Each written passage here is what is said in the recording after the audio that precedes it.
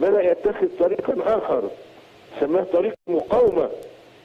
قبل ذلك لم يكن يقاوم، الناس استسلموا للجيش يضربهم من فوق ومن تحت وبالدبابات وبالطيارات وبالقناصة وبالبلقدية، يضربون من يمين وشمال ومن كل ناحية.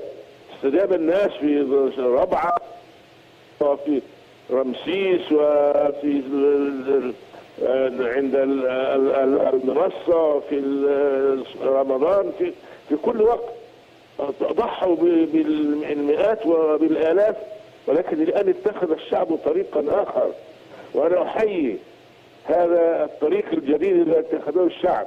الشعب لا يريد أن يسلم في أبنائه وبناته. الآن أصبح هناك من الناس من ينتقم البنات اللاتي تصبن، اغتصبهم الضباط واغتصبهم الجنود، كبار الضباط وصغار الضباط، كأن الأعراض لعبة، كأن هذا الشعب ليس شعبا حرا. رفض الشعب هذا وأنا أحيي. لا يمكن